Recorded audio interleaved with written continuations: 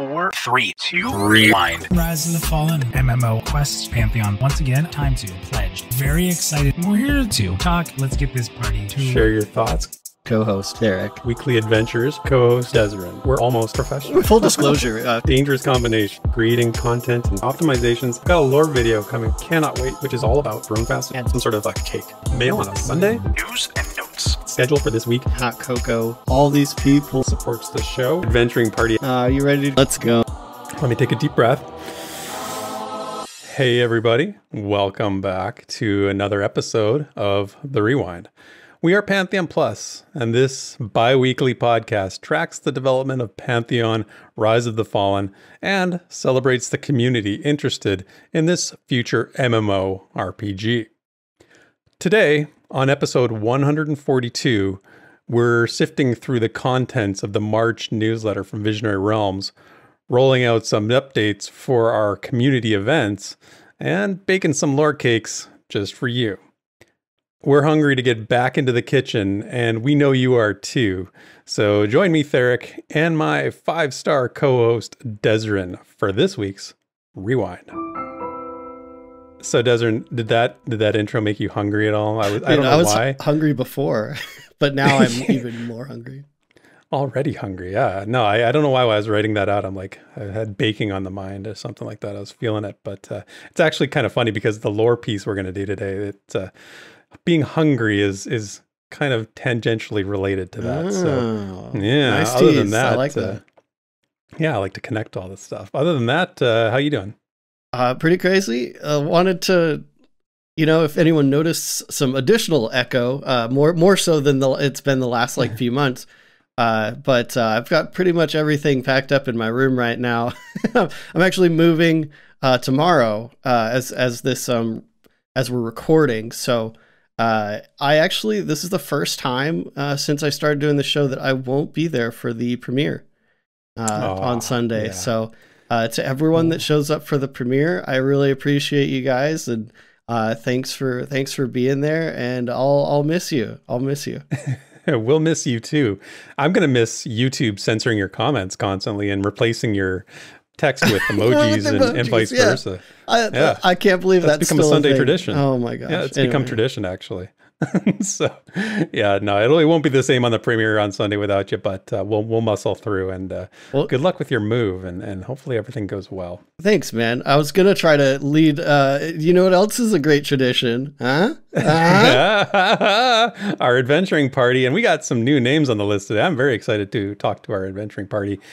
So let's go through it. We got Daimlos on the Darkmer Bard, Breakout on the Archai Shaman, Grogu on the Human Warrior, got Anton on the Darkmer Shaman Glyph Keeper, Ziplocks on the Darkmer Rogue, Sparrow on the Elf Ranger, Bounty Coat on the Human Wizard, Screech on the Scar Bard, Wiki Woo on the Human Enchanter, Shuriken on the Dwarf Cleric, Horsosaurus on the Human Warrior, Fury Wrath on the Archai Summoner, Churro Dude on the Halfling Dire Lord, Pavejo on the Gnome Wizard, Galarain and Moonsong on the Elf Ranger, Annoying Llama on the Human Monk, and Stands in the Fire on the Darkmer Cleric. So, like I said, some new members there. We got Stands and Daimlos, Breakout, Grogu, and Anton. Everybody familiar names. We know them, but happy to see that us going bi-weekly actually increased our adventure party, which is you guys awesome. Are too awesome, man. Thank you. You truly are too awesome, because it's just so reaffirming.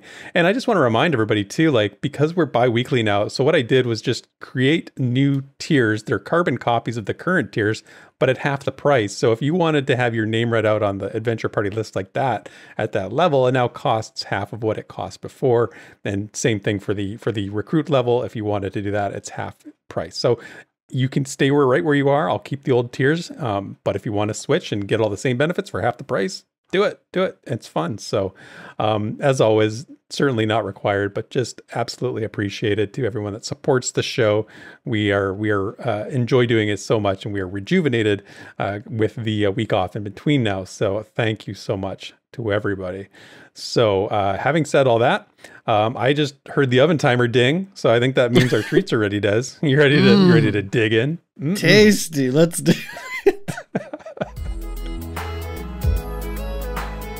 This week in Visionary Realms News and Notes.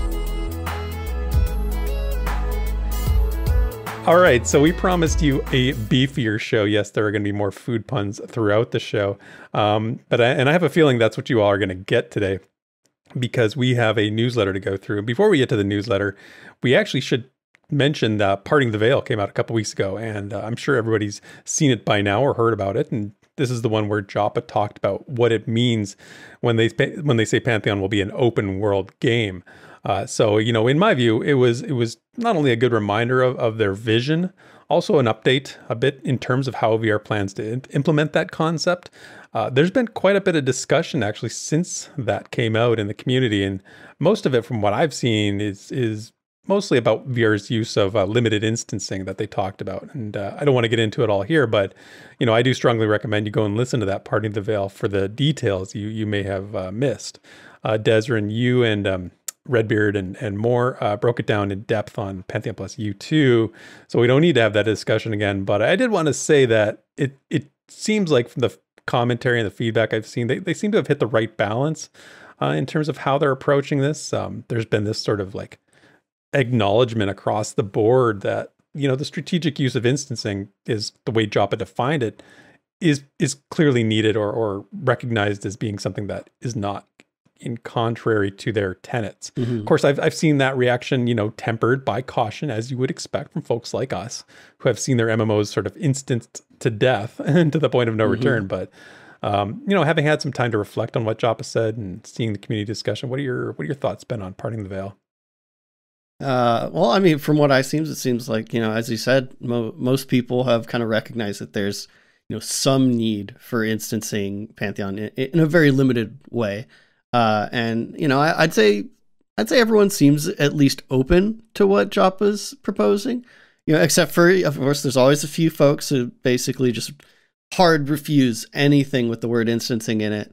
But yeah, I think it hit about as well as it could. And, yeah, most folks are probably just eager to see how it plays out in game, before they really say whether, it's good for the game or not. Approve or not. Yeah.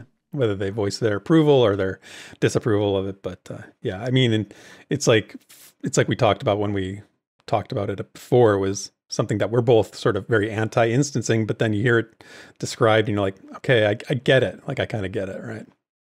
Yeah, and I'm trying to remember. We didn't talk about PTV on the Rewind, right? No, we didn't. It was just the Plus U2. So that's right. This is the part where I'm sure Theric sees my my script here, and he's like, "Oh no, here we go." But okay, so we are kind of a recap show, though. A bit, and yes. You know, while I definitely recommend that people go and listen to the PTV, you know, and the Plus U2 if you can. I figured at least kind of summarize it real quick. So basically, there's two different types of instancing that Joppa's proposing for Pantheon. One of which we've talked about before, which is the instancing at launch, while the population kind of settles, you know, instead of spinning up a ton of servers and having to merge them later, which we've seen pretty unsuccessfully lately. So, you know, zones will create shards or phases or whatever you want to call it, instances at launch, and then delete them as the population starts to drop, as it always does, you know, until there's just one per zone. I'm pretty sure about like 99.99% of people understand that one pretty well and like just see the benefits in it. But it was confirmed that this is the only time that they're going to instance overland, and keep that word in mind, because yeah, important. It'll come up again later. Yeah, and they've been using this word a lot. Actually, not even just in this. We'll get to that later with the newsletter. But the other proposed instancing has to do with what they're kind of referring to as boss rooms. These are likely to be instanced, but in a pretty, I would say, clever way. You know, to be clear, this isn't all bosses. In fact, I wouldn't even say this is most bosses. This is basically like the premier fight for the dungeon, only. The dungeons themselves, not instance. No instance there. Most bosses in the dungeons aren't going to be instanced. You know, basically only the you know, the BBEG, the big bad evil guy, Only Big bad evil guy. yeah, Okay. it's a little D&D term, I guess, but I like that. that fight is going to probably be the instance one. But in order to access them, you're going to have to fully participate in the rest of the dungeon, which is open, non-instance. So the example they gave was I think pretty perfect since we've seen a lot of Halnir Cave, right? And so they showed Nashara, the big Nashara fight. That was an example of a big boss. But in order to access the instance room, you'd have to traverse the rest of the dungeon, maybe get a key, or something from other bosses like Tirasura or Ash Baron, which are contested. Or, not just bosses, leave this open to plenty of other ways. But basically, there's this whole process to even getting to the instance boss. But once you've done everything that you need to do, you'll be able to fight, Nashara, for example, with only the power of your group. Yeah. So that's so intriguing. I mean, that's so intriguing. It's such a mixture of, it's such a smart way to mix the approach to it without taking away from the joy of that sort of social friction for the contested stuff, but also taking away the conflict when it comes to the most important part. Right. They're really trying for best of both worlds, Mm-hmm. Yeah. But it was also noted, just to assuage some extra fears and stuff, is that you won't be able to just rinse and repeat the boss rooms. And that they did note the lower level boss rooms might be instanced more than higher levels, which kind of says that the further you get, the more you have to contest other players. So also, as kind of a side note, Joppa also left that possibility open that these rooms might sometimes be unlocked simply by an event happening in the dungeon, even if it's not done by your group.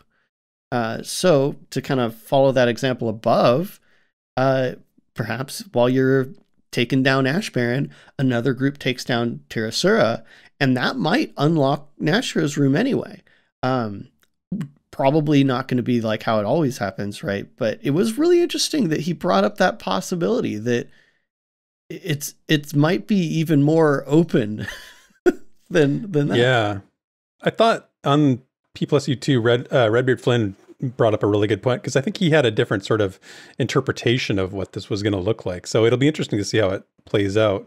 And I don't recall exactly what his sort of view of it was, but it was a little bit more like, do you remember what I'm talking? You know what I'm talking about? You guys were sort of discussing yeah. it. It might be something you just have to go and listen to, though, because I don't want to misquote him.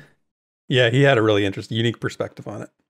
Yeah. So definitely, for more, check that out. But just to kind of finish this off, basically, it kind of allows BR to make kind of the most interesting big boss fights as possible, while also making sure that, if a player has put in a ton of work to get to the big boss, they'll actually get to face it, have to deal with the challenge of the encounter to determine whether they succeed or fail, on their own merits, which I'm a big fan of that.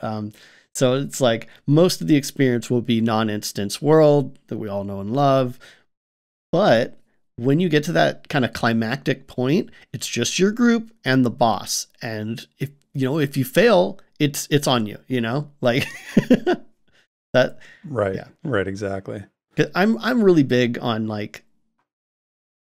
I want to be challenged by the game, so not by the things that are sort of a part of the game, but not the game itself. Yeah. I mean, I definitely leave room for that. I'm not anti-training completely, or I want to be interacted with by other players, even negatively.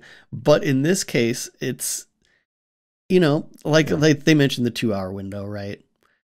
Mm-hmm. If you work for 2 hours on something in the game, you put together a group, which is hard enough as it is, and Right. You've been working at this thing, you should, I think, at least get the opportunity to try your hand without someone just stealing that all away from you.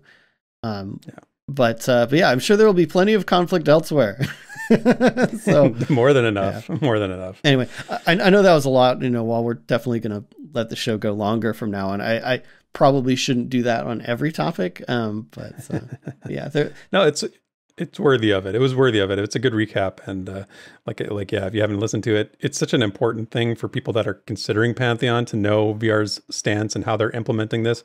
I do have questions still about the technology and like how they're going to actually do this. Like, they always aim high, right? And the technology that they use, I think it's going to be interesting to see how it is implemented and if they can make it work. I hope so.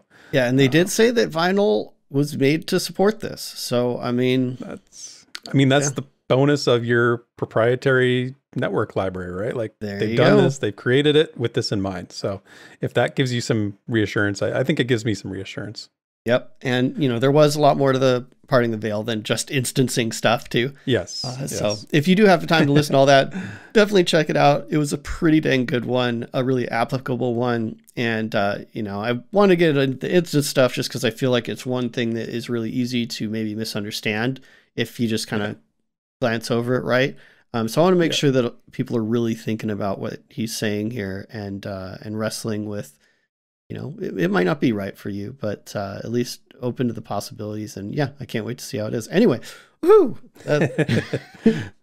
Anyway, moving on to more current news. We do have a substantial March newsletter that dropped on Thursday, March 30th here, and it is huge, I would say. In fact, it actually appears that this is the last newsletter we're going to see that might be this substantive. As one of the things VR led off with was letting us know that they're actually changing how they dispense their monthly content pieces going forward. So Minus sort of broke it down in the newsletter, and I want to read what he said as a quote.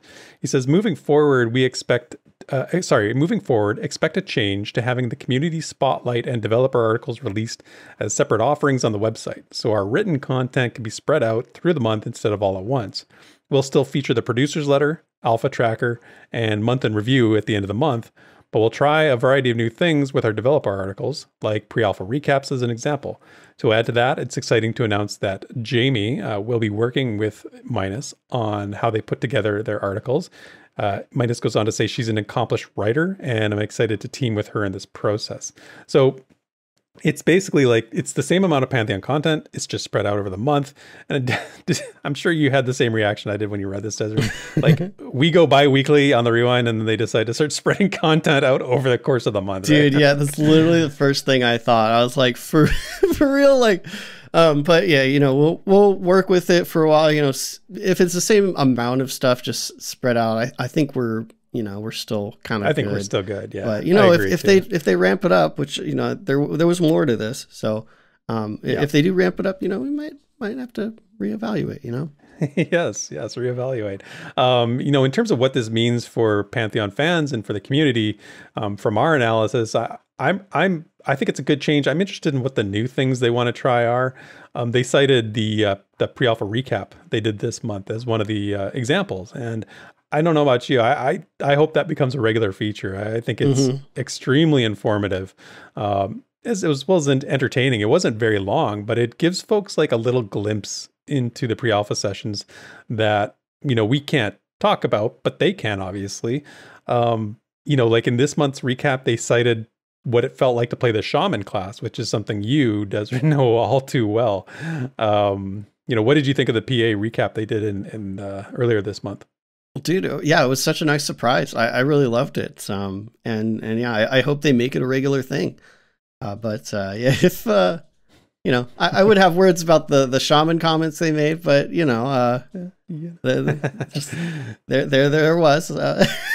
There it was. Yeah. No, I know where it's really interesting because you see, as a pre-alpha tester, you see stuff that you're like, yep. And then you sort of like process it for your own, what your own experience was. So it's got it sort of hits differently on different people, I think.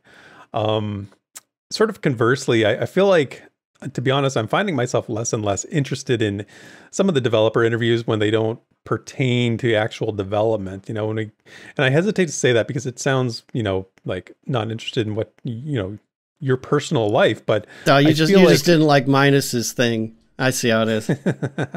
Well, to be honest, I mean, I know all that stuff already. I mean, it was kind of like just, learning something I already knew, but I know I enjoyed it. I mean, I enjoy hearing what his role is, and seeing his setup was pretty cool, and all the stuff that he does. Like, but again, like, I just know how hard of a worker he is already, so it didn't really shock me. But I am, I feel like they're just not getting as much bang for their buck from those as they would normally. So I feel like it's good to maybe take them out of the end of the month piece and put them separately, so people can people can read them if they like, and if not, they're not really like missing anything.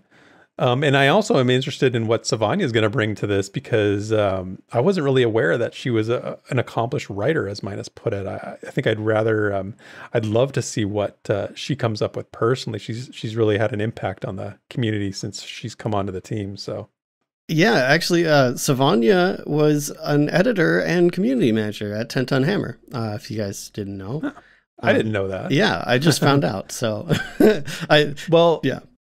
And Ben Dean was with 10 Ton Hammer for a while too. So I wonder if they have that connection from going way back. I think they do. But yeah, it's a site that's kind of a fond memory from back in the day. And I guess she mostly did the EQ2 style stuff, which it cracks me up because like I couldn't remember her name, but I'm like, I swear I would have seen it, right? Like I would have seen it a ton. So I think that's really, really cool. Knowing that even gives me like, kind of makes me like Savanya even more, because she comes from like literally like the heritage, and yeah, it's awesome. Yeah, we need to get somebody on VR's team from like all the old websites. So we need someone from like Alakazam, from EQ Maps. We need, all the, God, there were so many of them. So many that I remember going to. But 10 Ton Hammer was great. That was a great site. So yeah, interested to see what they come up with. A very creative team they got going there, and lots of new ideas I'm sure they're kicking around. So the bottom line is we can expect more of a real constant drip feed from VR. I think that's the takeaway, but we still get the big ticket items on the regular schedule. So, that is that's what we're here for. And we saw the April calendar. So coming up, what's in store for them in April of 2023. And so you'll see that on the screen right now. Give you a little overview of it. Of course, the first week of April on April 6th, they have their VIP only Bring Out Your Devs feature. This time it's featuring Kyle Olson, their lead programmer. April 13th is the next developer live stream. Doesn't say exactly what they're talking about, but looking forward to that nonetheless. April 20th is the next Parting the Veil. They are talking about design document, level systems, and features. So I think that's just the generic thing they put in there until they announce what's actually being talked about. So okay. Yeah. Oh, fair enough. Okay. Well, you'll be the one to be breaking that down, because you'll be doing Parting the Pantheon plus U2 after. So that'll be fun. And then the next newsletter comes out April 27th. And also we have a pre-alpha session scheduled for April 15th and 16th. That runs, of course, as always, 10 a.m. Pacific on Saturday until 10 a.m. Pacific on Sunday. So very much looking forward to getting back in there for the next one. So another announcement that came in this month's newsletter is that they are restarting their Pantheon streamer and content creator program. So if you've been around these parts for some time, you know that there was a sign up for a future Pantheon content creator streamer program quite a few years back. It garnered a lot of interest, obviously, from the community, and I personally know a ton of people that signed up for it. VR said in this newsletter that they changed their infrastructure around. They had to do some stuff. So if you've previously signed up for that, you do need to resubmit your name through this month's newsletter and the sign up, the link there. So definitely, I'm sure some people might be like, oh man, like forgot about this, and they don't sort of follow it now. And then when things happen, they're like, well, how come I wasn't selected? Well, it's like, just check this one link. Yeah, you got to follow a little bit, Yeah, I mean, it really takes literally less than 2 minutes. I've submitted mine. It's a very short form. Yeah, it's a very short form, and it's really easy. So no real pain to resubmit there. So yeah, like I said, of course, we've submitted ours here at Pantheon Plus.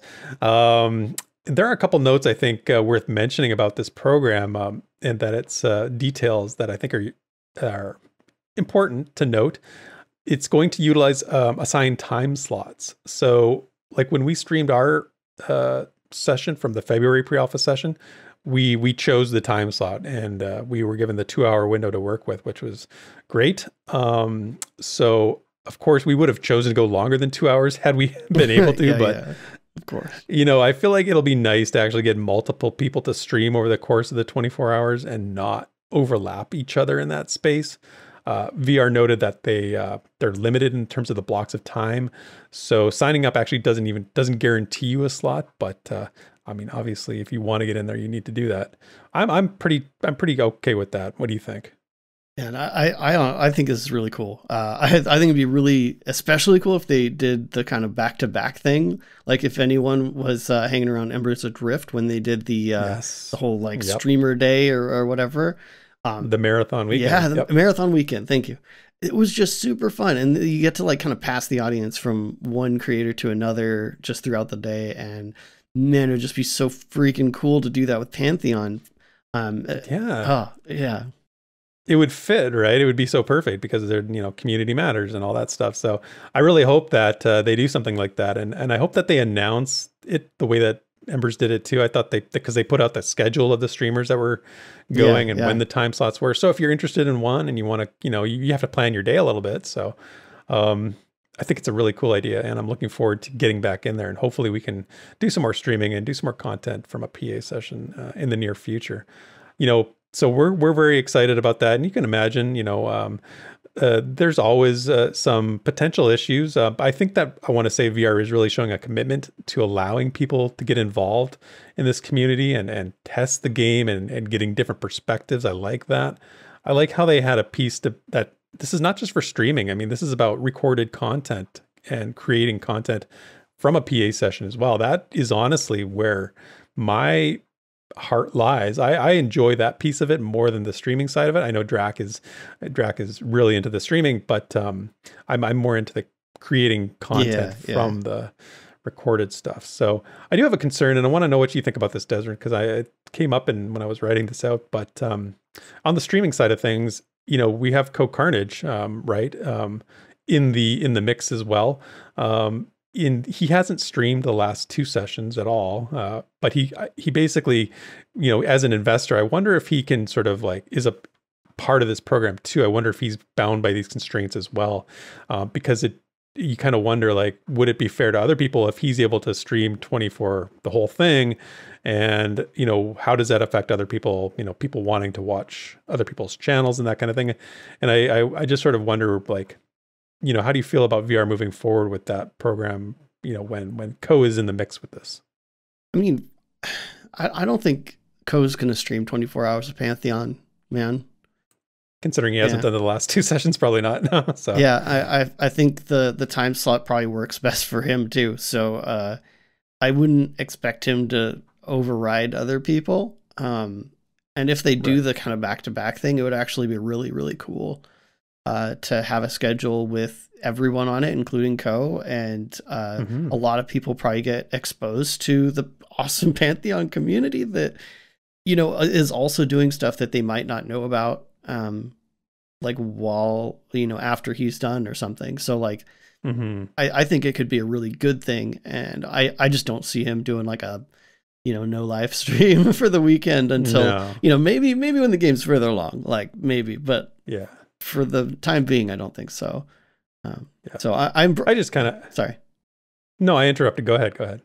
I just want to. I mean, I'm really excited. Because I think it kind of signals a bit of a new era for Pantheon. You know, after so many years, we kind of haven't, you know, potentially hours and hours of freely streaming people actively playing the game. Yes. I think that means a lot. You know, absolutely. Like it's 100% the right thing, and I'm very happy to see them doing this. Like I said, it's just encouraging people to get involved and you know, get into it. So I really have a very minor concern, and just hope that it's sort of consistent across the board for everyone. Yeah, me too. Yeah. So all right. So enough messing around, Desmond. Let's get to what people are here for, and that is the roadmap to alpha. because that is where things are happening. There's a lot of updated items this time around, and they're not only plentiful, but they're actually interesting in terms of like what it is.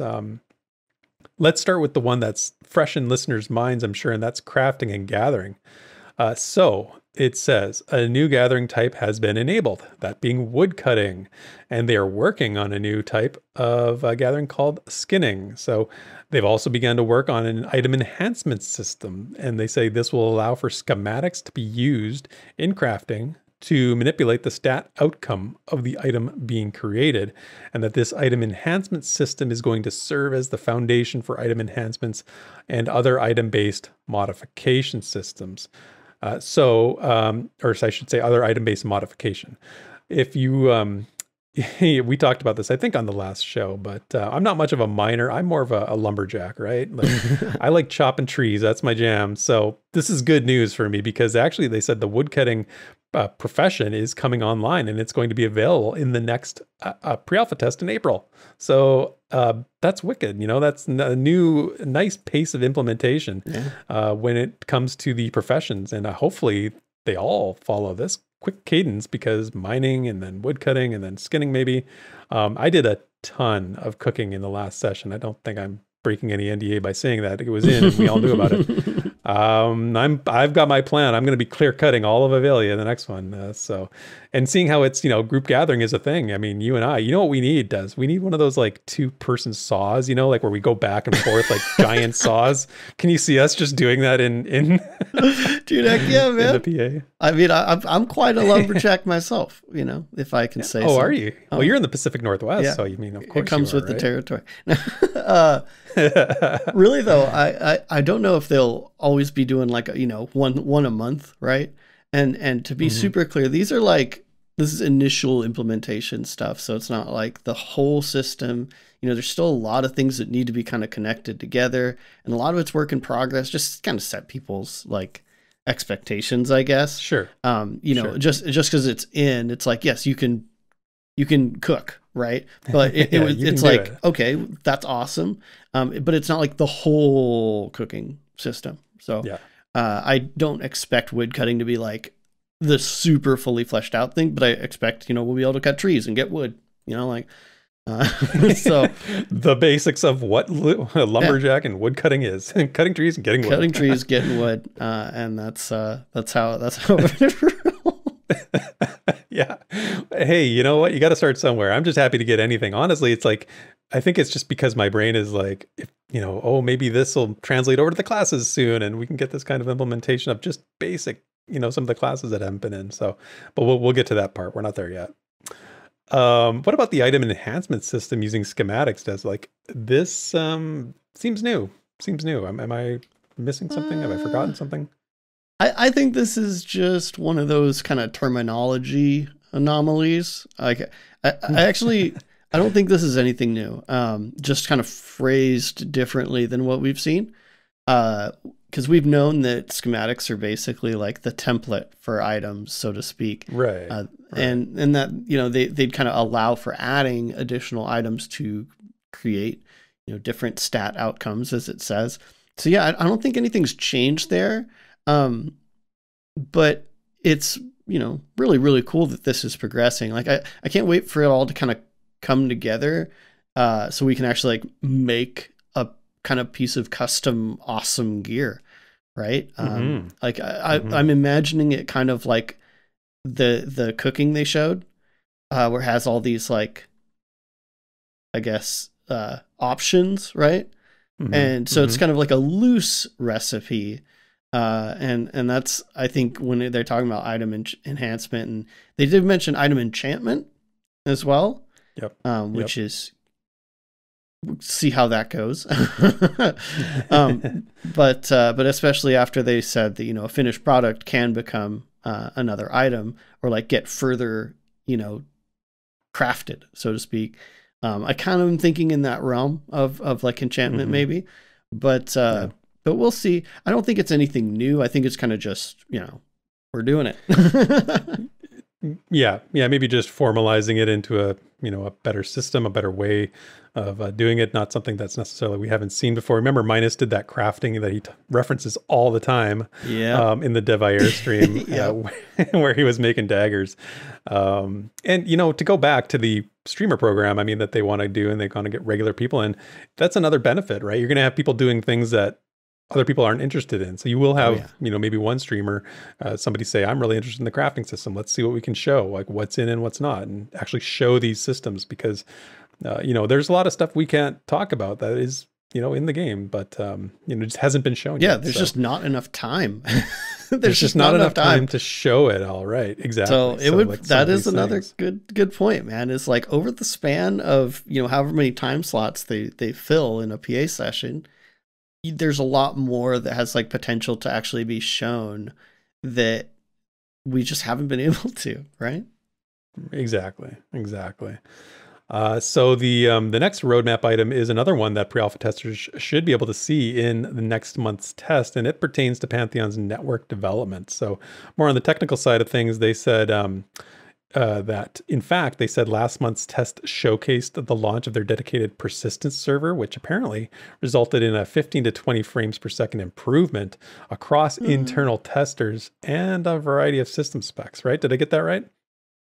I heard you humming and hawing. No. There's a bit of a breakup there. So to be clear, the persistent server optimizations and the client side optimizations, as in like the in-game FPS, that they're separate.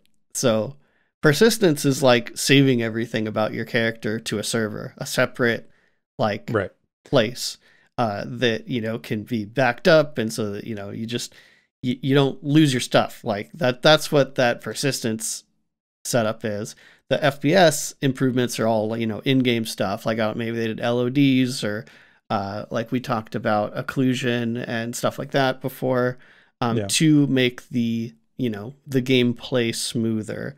So it would be cool for people like me, to give a little bit more detail about like maybe what led to, 15 to 20 frames per second is a huge improvement.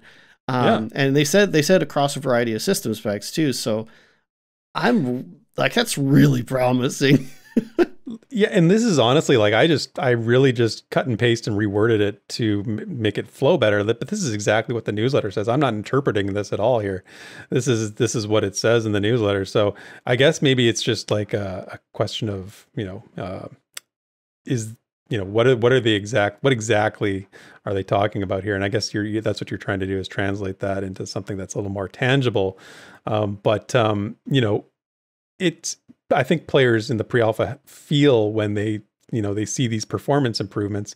And they did say that, there have been further optimizations even since then to the persistent server that have been rolled out on the dev and test environments in preparation for next month's tests. So,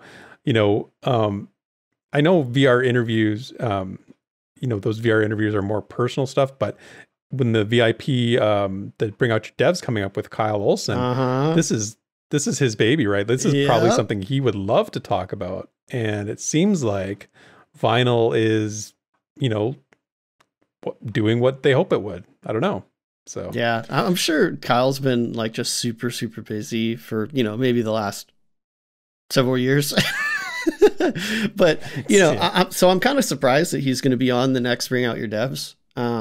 But I am really excited to hear him on it, just for reasons like this, just to maybe give a little bit more, detail on what's going on, just for people that are interested. Because I think when you're talking about like the performance stuff, I realized a lot of people probably don't care how. I think a lot of people read those lines and they're just like, higher FPS, good. And I'm like, but that's not what it says exactly. So I recognize that. I'm sure most of you guys don't really care. It's funny you should say that, actually, because I actually saw some news pieces from some of the gaming outlet media sites that were talking about the persistence server as if it were a server people could log into, right? They were sort of referencing it, talking about it from like, oh, they have this one server that's up all the time now, as if like they are preparing for they should know better to log in whenever. Yeah, I mean, I'm not going to say which site it was because it's, unfortunate, but I think it was just a mistake. But it's like, and then the comments under the article were basically saying, well, how come I can't log into it now? It's like, see, that's, but I'm gonna give them a little bit of a break because in the newsletter they did have persistence capitalized as if it was like the name of like us, like, when you choose your server, like you choose the persistence. Why did they do that, Des? That seems confusing.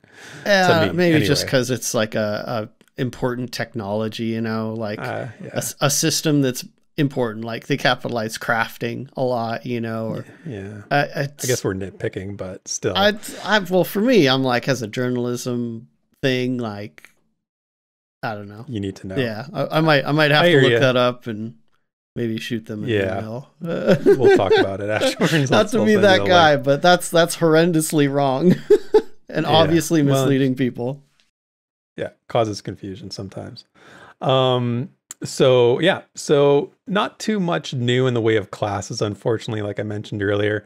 Nothing new, no new classes added to the next session, but they did mention that the implementation for up to level 20 of the Cleric, Rogue, Wizard, Shaman, and Direlord has been done. So that's nice. Still no sign of the Ranger, Druid, Summoner, Paladin, or Warrior classes, unfortunately. But what are you gonna do? I guess it'll come when they're ready. They've talked about it a little bit, and so I mean, I think we can talk about this, right? But Tehom leaving the project, what do you think? Does that have anything to do with why the classes are not rolling out as we may have expected them to? Oh man, I don't know if that's related. It's hard to say, but yeah, Tehom leaving, or well, I don't even say leaving because we don't have details about it or anything. But it seems like they've parted ways mutually. It's like not a big thing, so like I don't want to make a big thing about it. Industry's really competitive, and sometimes you just gotta go for opportunities when they arise. And it sounds like Tehom's got something else kind of brewing, and an opportunity that I'm sure he couldn't pass up. I was checking it out. He was actually at not PAX. Oh my gosh.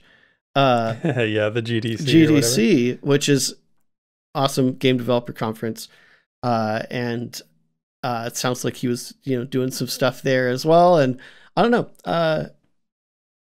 Everyone should probably keep in mind that, like, while Tom is obviously super passionate about Pantheon, he's also, a regular person. Working on a crowdfunded project is really, really uncertain. People have needs that need to be met outside of a video game. So, a lot of people have moved on from the Pantheon team over the years, and you can see their names actually at the bottom of the team page. They're all there. Tons of people that have helped on the project, and it happens, man. So don't hassle him about it or anything. Like, I really like the guy, and I can't wait to see what he's working on next. Because a lot of the past Pantheon devs have gone to work on really, really cool stuff. So I wish him the best, and yeah. I don't know if it has anything to do with the classes or anything like that. But yeah, I don't know what else to say. We'll see. Yeah, I mean, hopefully they can get those classes rolled out sooner rather than later, because I think we're all, ready to see at least basic implementations of some of the classes we've never seen. Yeah, but, and that could be held up by other vinyl stuff. Kyle's probably got a mountain of things on his head that I'm sure Steve and Robert are. Wait, who's Robert? Never mind. Robert Crane. Yeah, programmer. Right. Yeah. I don't know who you're talking about.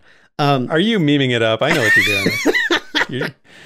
But really, there's dependencies, right? And you can only work on so many things at once. Right now, it seems like there's obviously a lot of crafting stuff, a lot of core engine stuff that they're still finishing up, and classes there's class stuff happening, but dependencies. Anyway, long spiel. Agreed.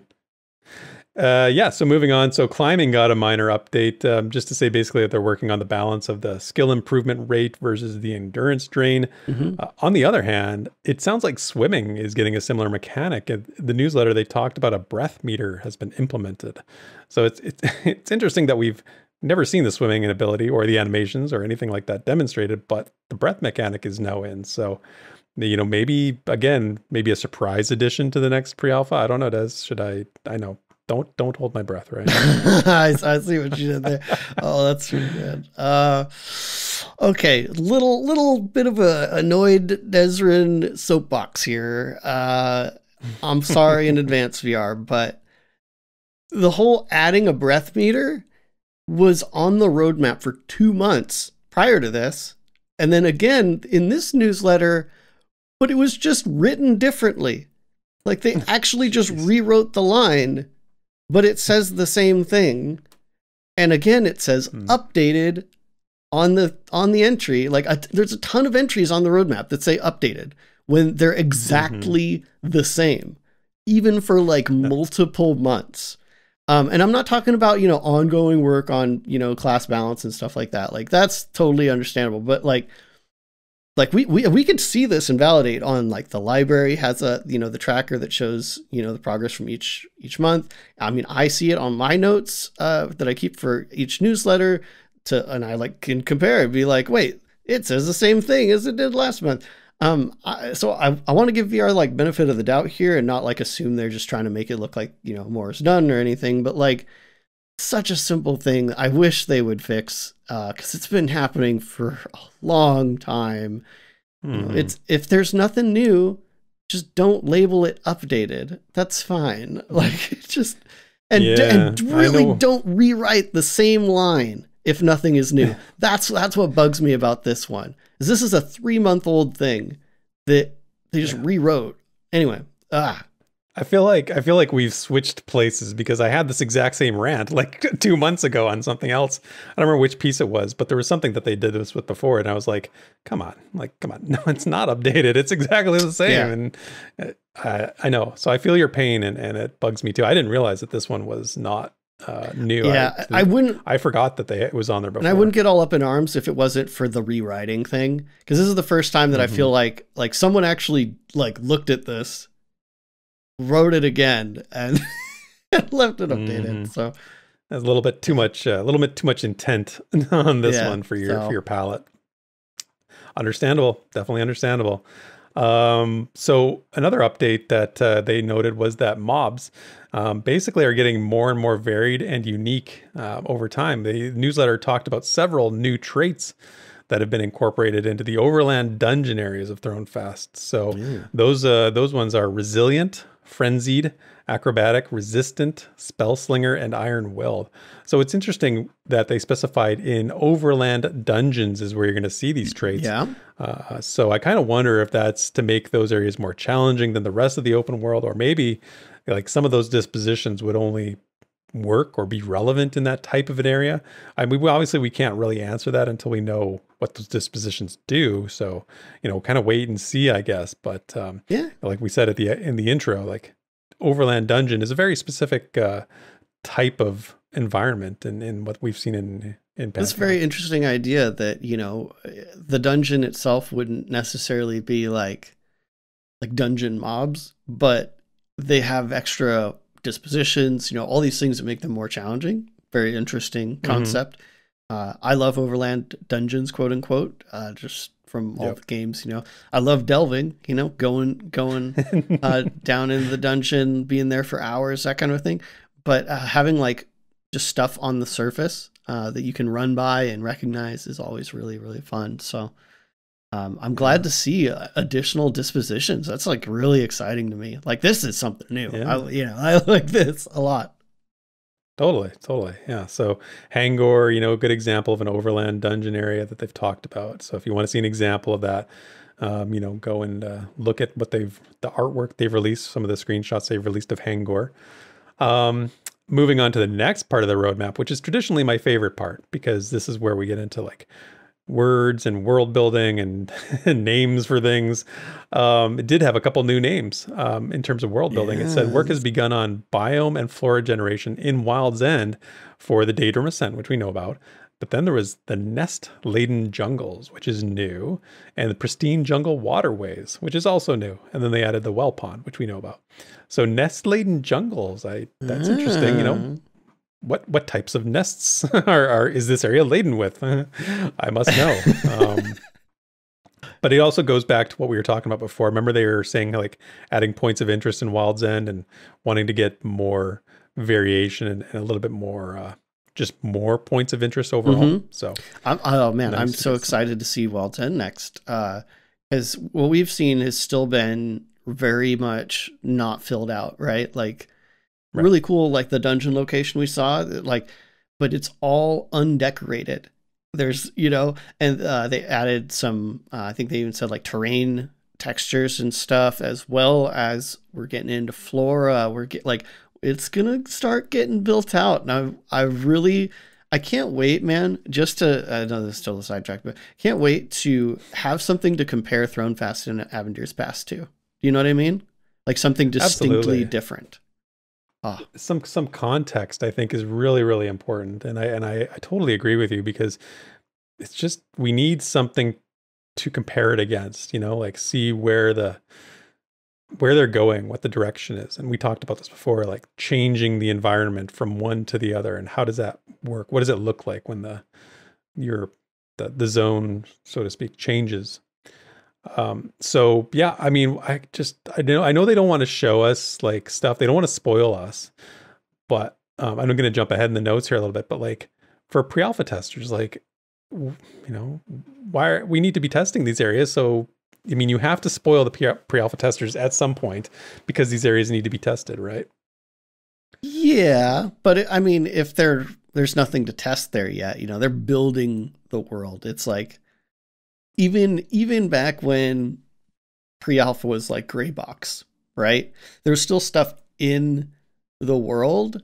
It was just kind of like, I think they're going about things a bit more traditionally now, where they're kind of doing stuff in order. Like, you know, they've got their gray box, they've got, you know, then they kind of get all the cliffs and, you know, terrain and maybe the flora in there. Like, you know, they start decorating it up and they start adding, you know, the assets for like camps and dungeons and all that. And they start adding the actual like NPCs and stuff. And to me, it's kind of like until there's like a population there, I don't know if we really need to go there too much. It'll be really exciting when we get to that point, though. I will say I'm very, very excited about that. Going to be interesting. Wonder how they'll do it, because as far as I know, they don't have anything in Eastern Plains, and you have to kind of go through there a little bit, you know, or Silent Plains. So just make a portal. Yeah, maybe they'll just make a portal. Take us there. We'll see.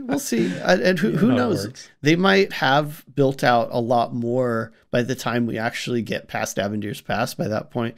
You know, like, yeah, we'll just have to see. We'll have to see. Yeah, agreed. Yeah, and then so that's good and interesting, but on the not so encouraging side of things, the newsletter said they're still finalizing the textures for the human male and female models. So this is taking way longer than I think them, or you know, at least us anticipated.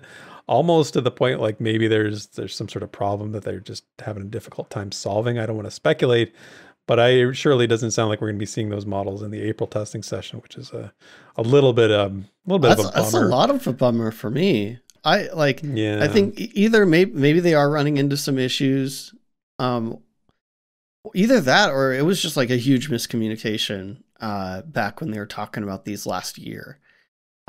You know, because they definitely gave leeway, like, hey, you know, the first, you know, the human is going to take a while.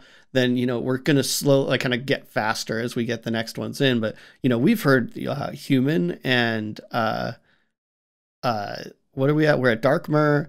And didn't they start on the next one? The Archive. Yeah. The Archive. You know, they modeled out the Archive, and textures and models aren't the same thing, to be clear. So maybe they've just finally gotten to the texture side of things. It's just how it actually is played out is just not how they kind of set the expectations, I would argue, back then, to make it sound like they were going to eventually get to a point where models were going to, or like, you know, actual playable characters were going to be getting updated fairly frequently after they got the first one. But now it's like we're, 3 models deep, but now we're just getting to the textures of the first one. And it's like, I don't know, it'd be nice to get a little bit of like a, hey, this is kind of what's going on with those. You might not see them for a few more months because we, you know, just the people available for this job weren't available until, you know, just some update on that, because it was something a lot of people were and are looking forward to. So, yeah. I just want to key in on something. You made a really good point there when you said, make sure people understand that models and textures are not the same thing. That's really important because it actually came up in the roadmap, and I want to give ManOfRohan credit for pointing this out in our Discord. He said it, you know, he looked at the roadmap. It says, you know, under this item, it says what is left to do: rig remaining player race models, and in brackets Scar, Darkmer, Archai, so they can equip and unequip armor dynamically. And then the bullet point under that is finalizing textures for human, male, and female. So, you know, the model comes first and then the texture, right? Like it has to go in that order. So it just sounds like they're just having some difficulty maybe in the final stages of these human models and human textures applied to the models. I don't know. Who knows what's going on? Who knows? But if VR's listening, it would be cool to get an update about that. You know, one way or another, because it is something so many people are looking forward to. And it's just been kind of like quiet. Totally. And, you know, humans are difficult, just like in real life. What can I say, you know? But VR did note they've had success. So they've been working on some new NPC models, non-human models. Namely, they said the Ogrim, which is that bear type creature that you'll recall. Remember from the concept art that was, I think last year. And then everybody's favorite, the gas bat, has been the subject of some work here that they've been putting in. That was from a long time ago. So awesome to see this. There was like more info about like the gas bat they put in, I think in the animation section. Totally sorry if I'm skipping ahead here. No, it's in there. We'll get to it. Yeah, we'll get to it. But one thing to kind of throw out there, I don't want to embarrass him, or maybe like we're not going to put it in the fan art section because I haven't explicitly asked him. But if anyone knows Bronson from the official Discord, he's a 3D artist by trade. And the other day he kind of put together his interpretation of a gas bat. And it's totally like just a model, so it's not like a complete game ready asset or anything, but it's really freaking cool. And if you check, I think it's in Pantheon only channel. If you have access to the Discord, it's great. Anyway, sorry, Bronson. It's okay. I don't think he listens to us. So like, he used to. Sometimes he does. I mean, to be honest, my eardrums are still recovering from the last time we saw the gas bat on stream, because that blast of gas bat noise. Such a great, like, memorable stream. I'll never forget it. Yeah, it was funny. I don't know if you saw it, but the screenshot that accompanied this part of the newsletter was pretty cool in terms of, and I mean, I'm not one to get excited about, you know, a toad, but this toad that they showed, certain pre-alpha testers are going to recognize it. Let's just say, you know, it's got a new sparkle to it. Nice. How did that toad grab you, Des? Oh my gosh. Oh, that's a twofer there. That's a good. twofer. Oh, that's so. I'm just impressed. Inside baseball man. jokes. Oh, dude. Thank you. Shout out to PA testers. Anyway. Shout out. Yes. So anyway, it's pretty cool. I like it. And that's not all. There's more, because in the non-creature category, the newsletter told us that the Greybox models have been completed for a ton of environmental art assets. It's a huge list. I'm not going to name them all because it's like all these, you know, plant names and whatnot. But they also said that they finished. So my interpretation, correct me if I'm wrong, Des, but my interpretation of saying finished, it means non-Greyboxed, and this is a shorter list of environmental and character art assets. So again, it's not a huge list, but I'm not going to name them, but there is one that I want to shout out, and that's called Pride Main's Longsword. What does that mean, Theric? Well, I can't tell you, but you think of the humans and think of the lion as being very representative in their, you know, iconography, I guess you might say. You see it all over Thronefast. You see that sort of lion mane, and I think it's something to do with that. And I also think that it's probably a ranger weapon, because why? If you'll remember, because remember they showed that animation with the human models of the dual wielding, right? I mean, that's rangers, and so they've clearly been working on the ranger and this sword specifically for the ranger. All I got to do is go kill whoever Pride Main is, whatever type of mob that might end up being. Got to go kill them. Do it twice. I got my dual wielding weapons, right? So, I mean, okay, I'm so Ranger glad they've boy. been doing that for me. I really appreciate VR for doing that for me. So, I mean, I'm hurting still because my Elf Ranger lost in our. We'll talk about that in a minute, but it lost in our MMO March Madness. Well, so to kind of shout out though, I'm really glad they started kind of itemizing these art updates, which is really neat. Because folks that follow the development will see a lot of really familiar names from old concept art and stuff like that. Like especially with like the plants, you know, we get to see that the lore is becoming assets, which I already went on a whole spiel the other episode. Yeah, about, we did. We talked about that. But yeah, it's just really, really neat. And I'm really glad they're starting to kind of throw this in a little bit more specifically. I like it too. I mean, obviously, no surprise. I like seeing the lore specific names and being able to sort of put them in their place and talk about them a little bit. So, you know, it actually reminds me, like I said, that we did get some animation updates a little while ago. The newsletter this month talked about the additional ones they've completed. They said they completed the two-handed blade and polished the two-handed blade auto attacks. And that work has begun on one-handed piercing auto attacks and the combat idle stance for them. They also said this is the Gasbat, and the Gasbat's combat idle, their attacks, and their death by explosion animations are in the works. I can't wait. Yikes. I can't wait. Can you imagine like dying via Gasbat explosion? I think we're going to experience That's an embarrassing death. It's going to be great. It's going to be utter chaos. Utter chaos. I mean, you might, but I'm not going to. I don't think I think I'm better than that personally. I mean, one of us is a healer, so. yeah. You're going to need that healing. You know, and then the last piece on the newsletter, and this I think might have been a little bit of a joke because it made me laugh, but the level up sound has been made louder. So that they did say that, you know, part of the audio stuff they've been working on, they made the combat music volume slider work in the settings panel. It actually works now, which is freaking music to our ears. Oh yeah, you know? Music to our ears. Yeah, good, very good. Another one. Yep, there you go. That little nugget actually, I think, is kind of important.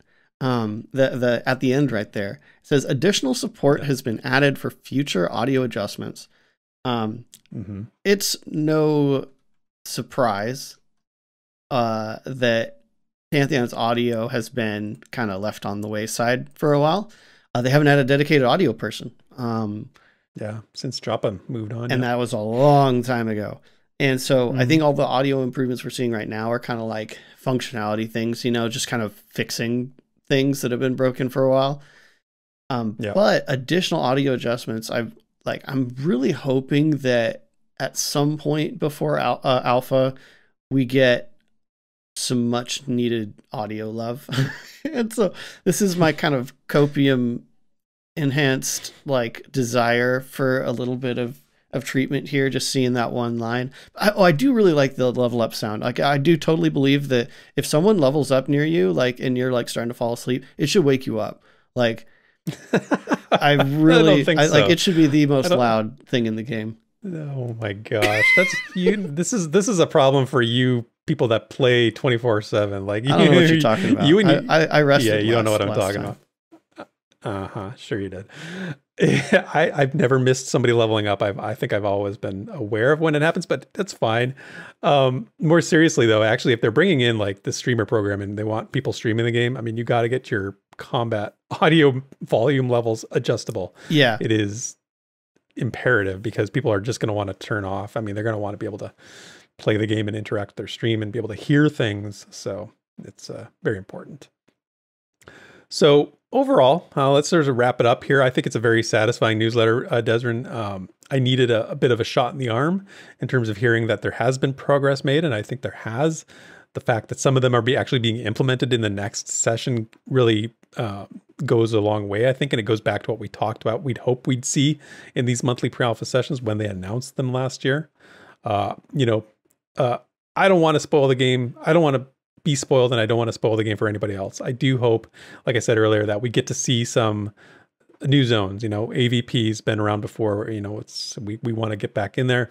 I'd like to see that Wild's End, like we talked about.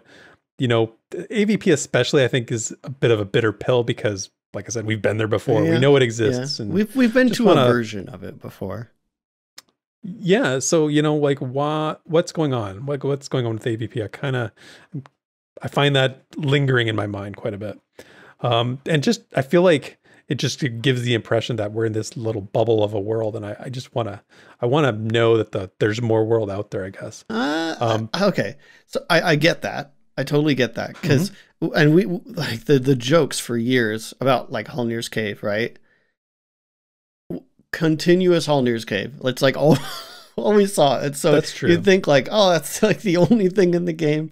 Because especially back then, they're even more protective about what they were working on for the sake of spoilers, because they know, it's going to be a long development and it's going to be almost impossible to not show everything before the game comes out.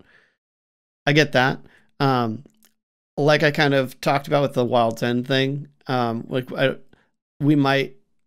a teaser from like 2 dungeons, basically, right? 2 major dungeons we already kind of have seen a little bit of.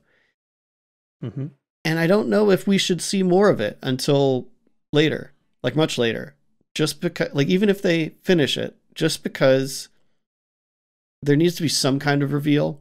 And so I'm more for, hey, here's a version of the thing that you're going to see, but it's going to be quite a bit different by the time you see it in situ. Like it's, And so like AVP, how I kind of, AVP and Thrown Fast is kind of like, we saw old Thrown Fast. We've seen it kind of progress. I mean, if you go back and look at like what it looked like before, what it looks like now, it's kind of completely different. And I hope Avenger's Pass to be the same. The pictures we've seen of Hangor, I'm like, that looks different, like that distinctly looks different, and bigger than what we've seen for sure.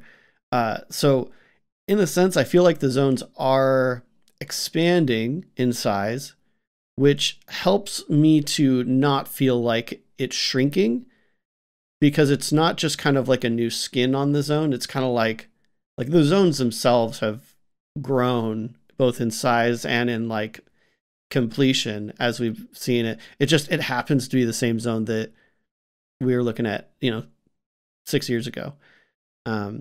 So I get that like disappointment to see the same thing, but it's also kind of nice to have a comparison to be like, well, this is where we were, this is where we are, without getting the because constantly have to show a new zone and a new zone and a new zone until like we play the game, and then it's kind of like we haven't, we've already been everywhere, at least in third person. Yep. Yeah, no, I get that. For me, it's more of I just want to make sure we're still good. I just want to make sure it's still there. What I mean? Like, true. I know you say it's there, but I just want to make sure it's still actually there. And it's not that that sounds bad, like I don't believe them, but as a tester, I want to test everything, so it's just hard to, it's hard to hold back. It will, but that deferred side of things though, like, I think it'll make that reveal a bit sweeter, like to see Wild's End, after it's really gone through a lot of work, will feel really cool. And by then I'm guessing, I'm thinking like months and months ahead now, but at that pacing, there might actually be a chance that we won't see everything by the time this game is done. That's true. It's true. Just, pacing is hard because we want to see we want to see stuff all the time, right? We want to see new stuff all the time, but it's like, this is a small group, man. Like I could ask that of a game studio with, you know, 400 or 500 people, because they can actually build stuff probably fast enough that I'm not going to really get the nuance of everything. Where here we like let it sit in our mouth for like a long time. We've tasted every single morsel until it's like totally tasteless. It's just dissolved into this mush in our mouth. So I told you folks there'd be more food references, and you like that? Yeah, that was off the cuff too. Well done. Anyway. Yes, I mean, it's a great point. Keep in mind they're a small team, and we want to keep the big picture in mind, right? Like I just want to draw people's attention to the roadmap to alpha. Look at it now. I mean, there's 4 completed items. There's 14 items in various stages of progress, and really only 6 items that remain that either have not yet started work on or are partially implemented according to their definitions. So, you know, it's important to keep that tally and keep an eagle's eye, you know, bird's eye view on things. Slow and steady. That's what it is. You have to remind yourself of VR's process and what they're doing. And I think to sort of hit that piece home, Minus said something in his section of the newsletter that I want to sort of focus on and just quickly say, you know, because it's important. He talked about people's concern that they spend most of their time doing content work and trying to, rather than building the game. And this is something that I've voiced in the past. I really remember, develop the game. You're not a media company, right? And this is the quote he said, you know, if you're out there saying, you know, basically let the developers make their game and stop worrying about the content. The good news is that they do agree with that. And that is largely why Minus's role exists. So, you know, it kind of ties the two parts together, this newsletter. They're changing content cadence for their month, and the roadmap to alpha, which is the development of the game, which is what's the most important thing. So if you're like me and you're always like, where's all the energy and effort going? Are they developing the game, or are they doing stuff to keep us, you know, keep us entertained and satisfied until the game's done? You don't have to worry about that. You know, that's Minus's job. And he's trying to free the developers from having to do anything like that. So that was reassuring to me. I don't know what your thoughts are on that, Des. That's, you know, I'm going to kind of go off a little bit here, but one really difficult thing about Pantheon that I've realized as we've adopted this new content kind of, not just cadence, but style, is I prefer what we're doing now much more in the past. But it was that, I feel like it was that opposite thing in the past. I feel like a lot of the emphasis was showing what the game could be. And, you know, we don't have to, I guess, get into like, if this is deceitful or whatever, but I just mean, you know, when Pantheon was young, the idea, I think, was to get as much attention as possible so they could get the funding to make the game for real. And some attention was gotten, but not enough. And that has kind of led to it backfiring a lot, where the game looked further along in the past, but there was such a race to make it seem complete that it has caused problems for the project, just because, you know, they just didn't happen to strike the gold and get a bunch of money to really do it. And when you compare that to how we are at now, where it's quite transparent, I mean, they're showing stuff that like I can confidently say like other studios don't show. Maybe some indie studios are happy to show kind of their progress, right? But the problem is people saw what was 6 years ago and are seeing now. What they maybe don't always consider is that what's now is a lot more real. And I don't say that as a negative thing. It's just what's happened, right? But what we have now is, I would say, trustworthy. It's what the game is at this state. Whereas what was before was more what we're kind of not wanting, right?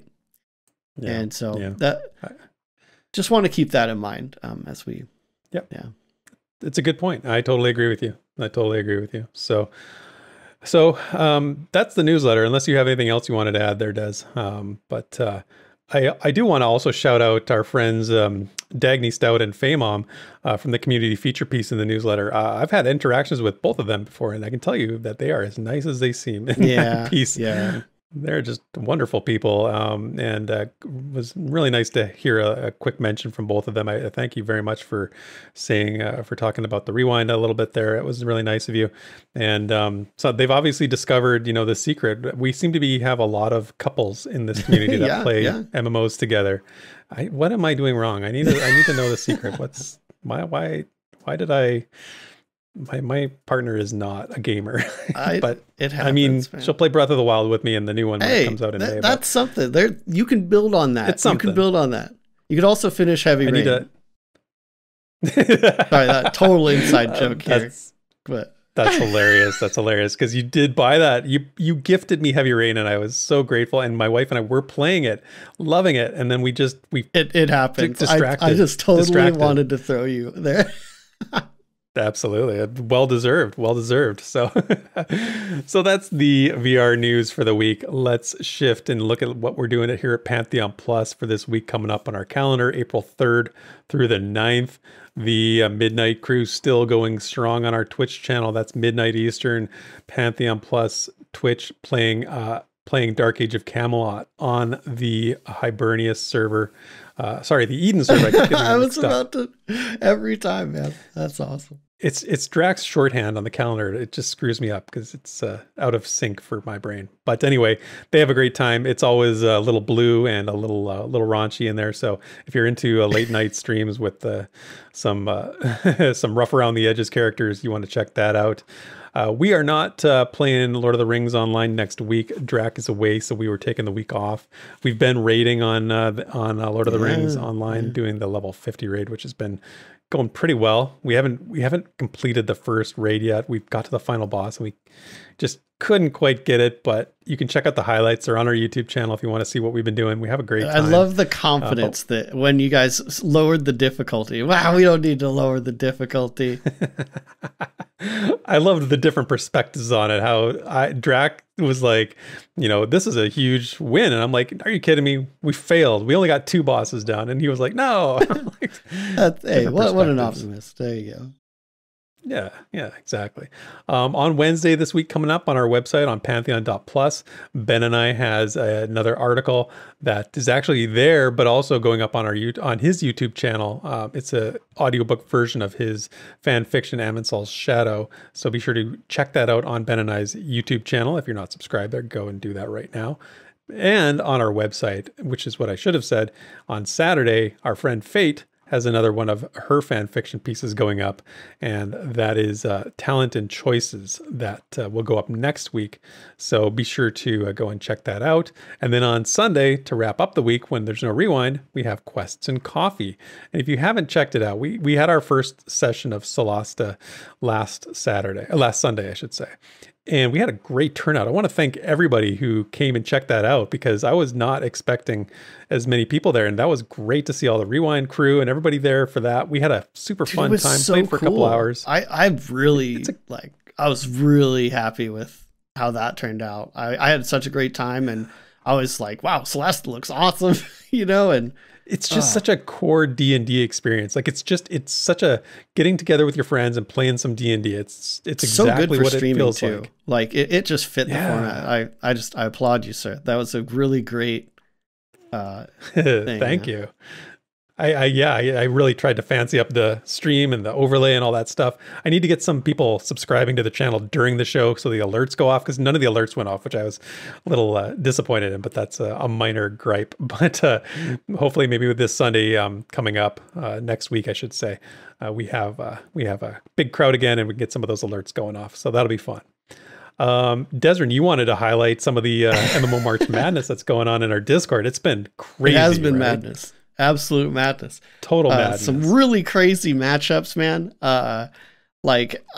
I've been just enjoying, like I've pretending that I don't really have any bias here, but it has just been such a good time. And a lot of the votes have been surprising, like really surprising. And Yeah. like, what was, so obviously I assume your big one was Elf Ranger losing. Mm-hmm. Yep. Lost.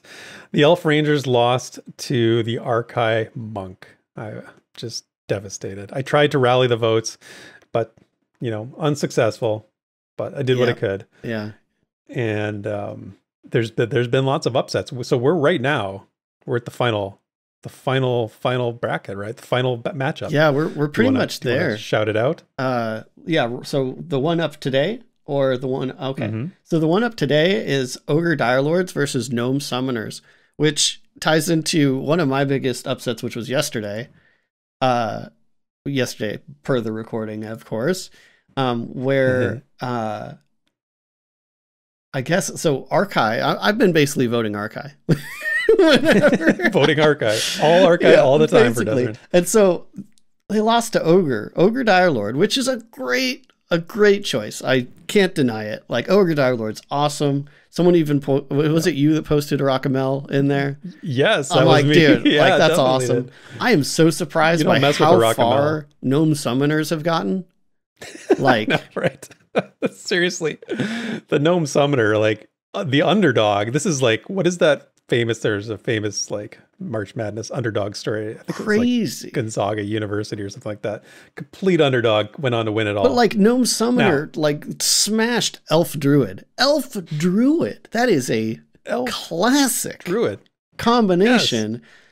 And like I feel bad for the dwarves because they're my second choice here. And they've been utterly demolished, unfortunately. Yeah, decimated. I don't know.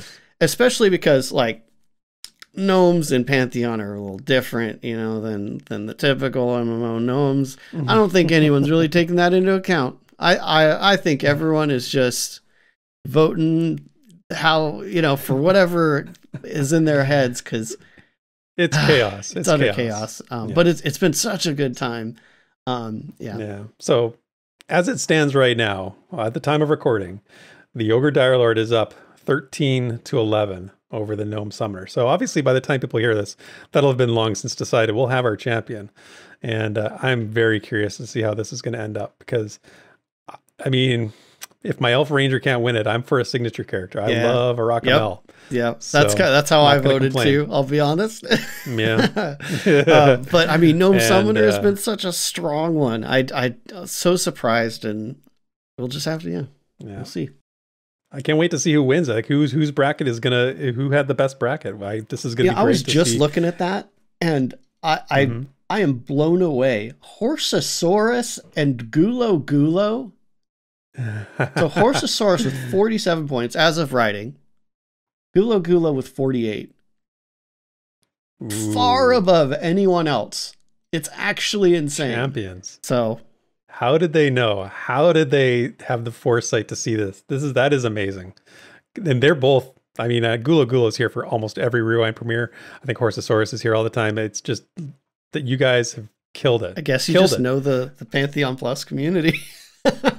You do. Absolutely. That's crazy. So they're looking at some of that Pantheon Plus merch. That's going to be exciting to see who gets all the merch that we lined up as the prizes for this. So definitely stay tuned. And what about the draft? The draft. What's going on there? The draft is going so well. We've gotten so many awesome cards. Like I was going to list a few, but like honestly, we personal favorite. We've got so many. Probably the Joppa Fangirl, I think was that was a good one. My biggest surprise, right? Like I was like, what is this? But it's so great. The double card. I forgot about this. Xanathel. Ooh, Xanathel's double card. Xanathel did a double card. That was intense. That's somebody who's in it to win it. Yeah. Like, how do you not draft somebody with the double-sided card? Well, I'm not a huge Magic the Gathering person, but from what I recall, you'll need something else to activate that, right? So I wonder if there's going to be some kind of synergy coming up here. Yes. Yeah. I'll tell you my personal, I got two, and I want to shout out the EQ Neckbeard, whoever submitted is hilarious. Just the picture on it's so great. The Scar Necromancer as the EQ from EQ Neckbeard is amazing. I love that. Yeah. And I want to give another one out to another community member, and this was from Prince Kesa, and one of their powers. So it's very like, it's very themed for parenthood, and one of the powers is "not my circus, not my monkeys." And I love that phrase. I use that phrase all the time when dealing with other people's problems. I'm like, dude, this is not my circus, not my monkey, right? Like, I don't put this on me. I just love that card. And then last but not least, our most recent edition, you know who I'm talking about, Savant. Oh yeah, put in a card. Savandia got it, even like the cosplay, kind of the hood and everything. Yeah. Very imperial looking. Very, very serious, very scary, like death stare kind of stare they're going on. So very intimidating for sure. Thank you everybody for coming out and participating in this. I'm again blown away by the turnout and the effort that you guys have put into this, and Drac as always for coordinating all this, but the community has really come out for this. So definitely make sure that you are around when the draft actually happens. That's on April 27th, 9 p.m. Eastern. So it's coming up at the end of April. So we're going to have a super good time. It's going to be a party. We're going to have a excellent time. Hope this is going to be the best one yet, but yeah, definitely. And I think that's it for this week's VR news and notes. The Pantheon community is full of cool projects, new people, and things that are just worth sharing. What's this over here? Look at that. So let's see what we can find in this week's Community Spotlight. All right, first off, ManOfRohan. Yes, finally. Yes. Another just impeccable in-universe song. This one is called The Bravery of Marthus, Halfling Anthem. Dude, I'm so stoked. It's just such... I was listening to it before we started recording. Yes. I'm like, I can't stop. This might be the best one yet. I can't tell. Do you like this one or do you like the Amensol one better? I'm leaning towards this one. I like Amenthiols, but I forget the words very easily. They're so different in their styles too. Like this is very much like a traditional, like sort of almost Celtic song, and that other one, the Amensol song, is very like almost electronic. It's like triumphant and like, or I don't know. That's it's very different. Like ManOfRohan's got such a wide range of style that he can tap into, and that is the more he releases, the more we realize just how talented he is. But totally go check this out on ManOfRohan's YouTube channel. You know, I link everything below. You guys know how it is, but it's just so criminally underviewed. Like criminally underviewed. The subs on his channel are pathetic. Get in there, subscribe to his channel, and do this man the justice he deserves for the work he puts in on this content. It's amazing. Exactly. And again, amazing. Next up, Benonai, man, he is cranking these out, and it's not like the quality's going down. No, quality's going up. He's doing amazing. These are the next two entries of Amensol's Shadow, Fox and the Wolf. And so there's part 5 he released earlier, and then he also released the finale. So, man, I don't know. These have just been awesome. Like I wasn't expecting such a great narration, I guess, just right off the bat. And Benonai's just kind of hit it out of the park with this series of fan fiction. So, yeah. Benonai also played guitar on ManOfRohan's song, on The Bravery of Marthus. True. He played guitar on that song. So, like, collaborating, right? Like two gargantuan talents collaborating is, I'm always here. I'm always here. Nothing could make me happier than seeing like folks in the community doing stuff together. It's so cool. Big time. Anyway, check out Benonai's fan fiction, Amensol Shadow, The Fox and the Wolf. It's all together now, so you can watch it on his YouTube. Also got the individual ones linked below. And then Baz, finally, poor guy, I think he's been a little bit strapped for time, but he finally got some time to do some a watch party for that latest Party in the Veil, which we talked about earlier. But yeah, check out his VOD. It's on YouTube for his reactions, but also just all the context and additional info, just everything that Baz kind of brings to the table there. And what an episode to have Baz finally get on too. So Yeah, totally, totally. Good stuff. And then want to throw this out here. I haven't honestly been able to watch the whole thing yet, just little bits. But new, I don't want to say Pantheon content creator, but a content creator, MMO creator that has done a video on Pantheon. Never seen this person before. The channel's called LFMMO, and it's a great name. It is. It's really good. Yeah. But the title is "My Jaw Dropped When I Saw This MMORPG, Pantheon: Rise of the Fallen," which pretty strong words there. But yeah. I think it's just pretty cool to see, you know, folks still finding out about Pantheon and having a positive take. And you know, because I'll be real with you guys, like there are some other Pantheon videos recently that have had less informed takes, I might say.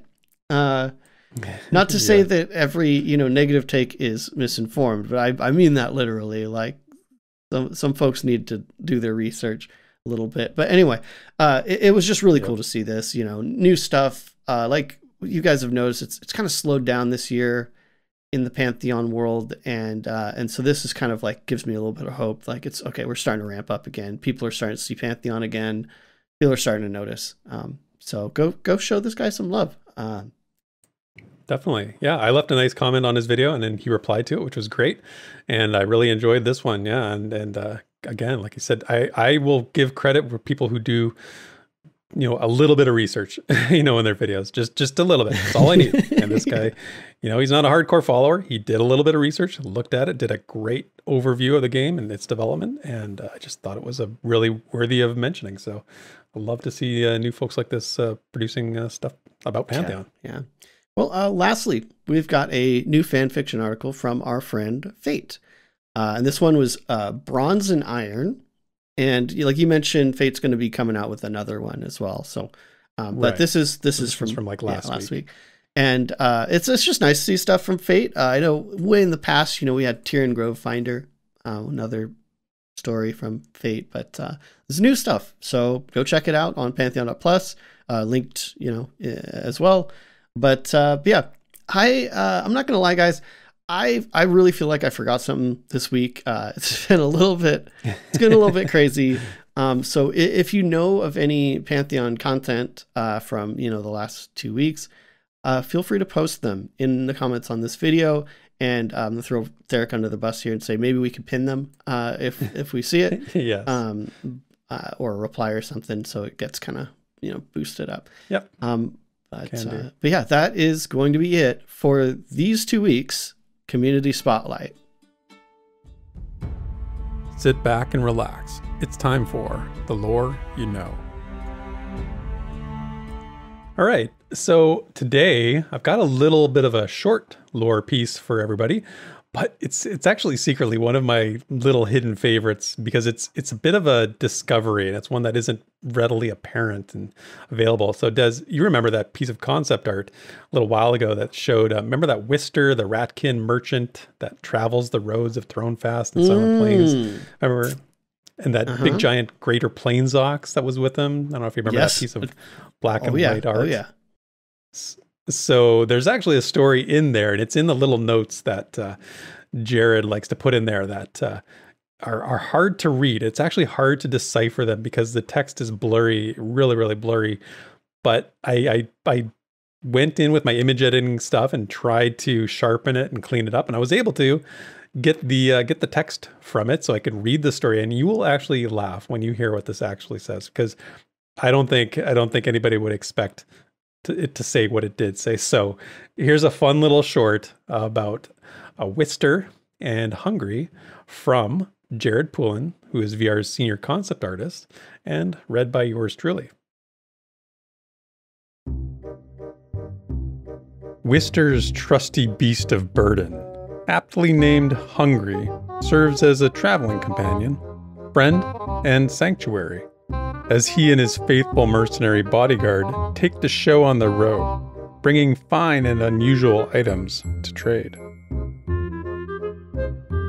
Fully grown, Hungry is an impressive specimen, but not simply for his mighty stature. but rather for his shag of bright blue fur, the result of a curious apothecarial mishap, which saw the big ox eat a shipment of jellied and valuable Elvan and bath salts. Needless to say, such an unusual appearance endears him as a well-known personality on the trade routes between Thronefast, Bearthale, and the port of Raloon of Silent Plains. And that is the lore you know. So there's the little reference to Hungry, you know, our food-themed That's just brilliant. podcast today. I don't know about you, Desert. I'm stuffed. I'm stuffed. I couldn't eat another bite. You know, me too. I'm gonna have to undo my top button. You know what I'm saying? Yeah, I've done that. Been there, done that. Yep. But yeah, this is really fun. It was nice. Like, you know, we got to go a little bit long, dive a little bit deeper into a few things. I hope everyone really enjoyed. Like I said, I'm gonna miss you guys. But yeah, it was that week off was good, but also, you know, of course, bittersweet because we enjoy doing this, and but it's good for the show and it's good for everybody. And like I said earlier, it's just so, you know, enthused to see everybody come out and watch us play Solasta. So come out and check in with us, and we can talk Rewind stuff. Come into the chat, and we can talk. You know, if you want to talk Rewind stuff, let's do it.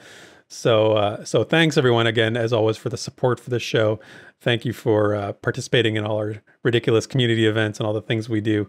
So we'll leave it there, and we will see you in 2 weeks. Take care, everyone. and have a great day. Thank you for listening to this week's episode of the Pantheon Plus Rewind. Pantheon Plus is not affiliated with Visionary Realms. Be sure to check out our Twitter, Twitch, and YouTube channels under the name Pantheon Plus. You can follow Theric at Pantheon Theric on Twitter, and Desrin at DesrinDoes also on Twitter. And you can stay up to date with all things Pantheon at www.pantheon.plus. Until next time, cheers, and thanks for listening.